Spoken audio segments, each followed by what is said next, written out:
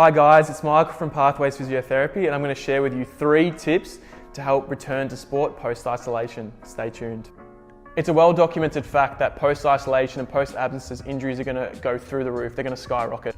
Bundesliga has experienced a 300% increase in injuries since returning around 2 weeks ago. NFL experienced 5 times the amount of Achilles tendon ruptures, 5 times, when they had their lockout season in 2011 in just 1 month compared to their whole season. Superstars Lance Franklin and Adam Treloar have both experienced soft tissue injuries, a hamstring and calf respectively. So it's no secret that injuries are going to continually increasing, especially with the absence from sport. But it's not all doom and gloom. These 3 tips will help you stay injury free, stay healthy, stay strong and stay on the park. Tip number 1, listen to your body. Listen to whether or not one side's tighter than the other, whether or not one muscle group seems to work harder or fatigues more easier. Does it cramp?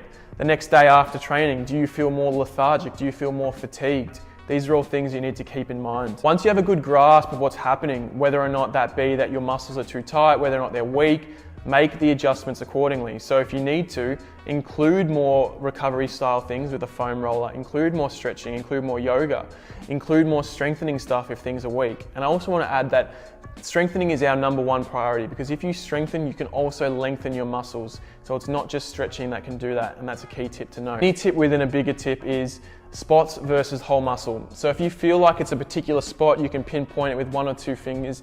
That is usually indicative of something a little bit more sinister, and something that as physios we look for. We ask clients, do you have a spot where you felt this movement happen or this pain happen, or is it the whole muscle belly? And usually if it's a spot, it could be indicative of potentially a tear or a strain in that area. I want to leave you with this note. A study conducted in a soccer league found that 80% of niggles or complaints by players went further into actual injuries. So keep that in mind next time you feel a niggle and think it's nothing. Make sure you adjust accordingly.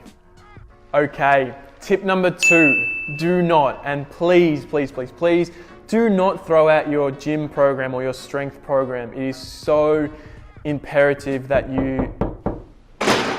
What? Hey Mike, you know that super awesome program that you have that helps me reduce injuries and whatnot? Season's back, so I don't need it anymore, mate. Here you go. You'll be needing this. Don't throw this one out. Keep your gym program. As I was saying, it's so imperative that you keep your program going, because this is what keeps you strong, keeps you fit, and keeps you on the park, injury-free. And I know it's going to feel like pre-season again. You're going to be super tired, you're going to be fatigued, your legs are going to feel like anvils, like these massive, gigantic anchors. But do not throw your program out, because your program, your gym program namely, is what is keeping you fit, keeping you strong, and most importantly, keeping you injury-free. And no, your engagement in more training-related exercise does not substitute gym-based programs. I'll say that again. Your exercise via your particular sport or activity does not substitute for your resistance gym program. Aim for just 2 sessions a week. This is proven by science to help maintain all the strength gains that you've had and help reduce injury. As before, I'm going to give you a mini tip within a bigger tip, and that is throw out your bro splits. If you're doing single arm work or single limb work, aka biceps one day, triceps the next, back, chest, throw those out. They're just not helpful for athletes. You need to get the most bang for your buck, and the way to do that is via full body training or upper lower splits. They will keep you the most fresh in between sessions while maximizing the amount of volume that you're getting in your training, and that means that you'll be able to perform at training while keeping injury free and keeping nice and strong. So try those out if you're struggling to make the time for your resistance program. Last but not least, tip number 3, pace yourself.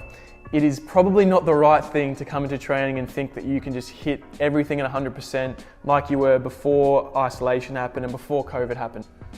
Really get a good idea for where you're at training wise. Understand how much you've done during the break and whether or not you're at 80% of where you need to be or 70%, and then adjust your training accordingly. There's no point training at 100% when you're only 70%. All that's going to lead to is injuries, and you're now going to have to come back to square one.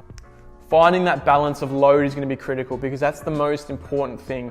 Your bodies just haven't been targeted via load, via training. They've only been put into resistance programs and so forth, but they need both. They can't just have one or the other. You need both. So make sure you're not trying to crack any personal bests for your 400 meter or your 2K time trial, whatever it may be. Just make sure you pace yourself. Thanks so much for listening, guys, and for some gym-based lower limb exercises, go check out our Special 6 blog, which I will link in this post, and that outlines 6 exercises that you can be doing during the break from home, which will help keep you fit, active, and on the park. Thanks for listening.